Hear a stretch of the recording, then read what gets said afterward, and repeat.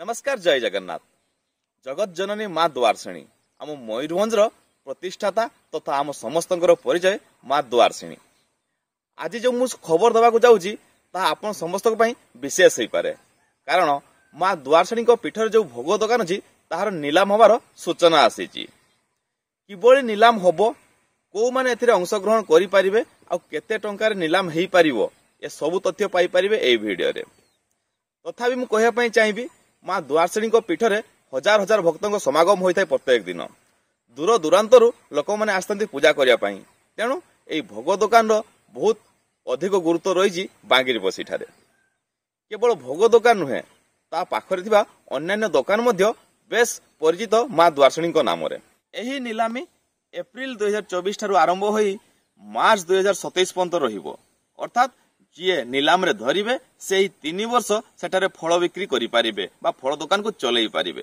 किंतु सेति पई आवश्यक ट्रस्ट रो किछि नियमावली को से अनुसरण करिवे बा शर्तावली को पूरण करथुवे।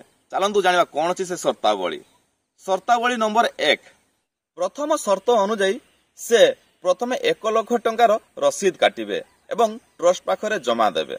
जदि से अकृत कार्य हुअंती ताहले से 1 लाख टंका ताकू फेरस्त करा जिवो। किंतु एही कृतकार्य हेबा प्रक्रिया रे लॉटरी माध्यम रे निर्णय करा जिवो। अर्थात आपण प्रथम 1 लाख टंकार गोटे रसीद काटिबे एवं लॉटरी प्रक्रिया रे भाग नेबे। जदि आपण लॉटरी जीतिचंती ताहले आपण से टेंडर पाई परिबे। जदि आपण जीति पार नाहंती ताहले शेष रे आपण को से पैसा फेरस्त करा जिवो। शर्त नंबर 2, शर्त नंबर 2 अनुଯାयी वार्षिक 2 लाख टंका धार्य कराई भोग दुकान पई, जाकू मासिक जदि आमे हिसाब करिबा 16,666 टंका प्राय पाखापाखि हेबो। तेणु एई अमाउंट जदि आपण देबा पई राजी अछंती ताहले नीलाम प्रक्रिया रे निश्चिंत रे आपण भाग नै परिबे।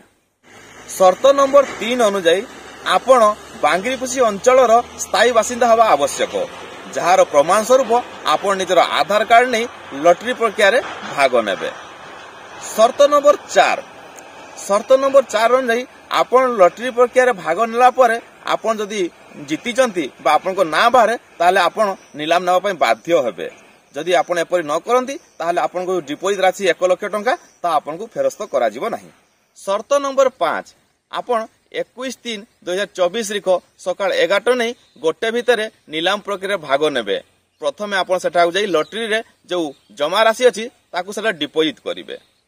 सेही दिन गोटे 30 समय रे लॉटरी हेबो एवं जो माने एथिरे जीतिबे बा जे जने जीतिबे सी एई टेंडर को पाई पारिबे एवं बाकी समस्त पैसा को फेरस्त करा जिवो। जदि आपण एई टाइम व्यतीत अन्य समय जाउतंती ताहाले आपण को लॉटरी प्रकार भाग नेबा को दिया जिवो नाही। जदि उपरोक्त समस्त शर्तावली आपण पूरण करूचंती ताहाले निश्चित भाव रे आपण एई टेंडर पकेबा बा एई नीलाम प्रक्रिया रे भाग नै पारिबे एवं माँ द्वारसिणी ठारे जो फल दुकान अछि ता आपण निज नारे करि पारिबे 3 वर्ष पई। एही नीलाम प्रक्रिया रो नोटिस आसिया परे जनसाधारण ठारे आग्रह प्रकाश पाई एही नीलाम प्रक्रिया आय व्यय जानिया पई। से माने जानिया पई चाहुचंती एही पैसा कोठारे व्यय होउची आ केते परिमाण रे व्यय होउची।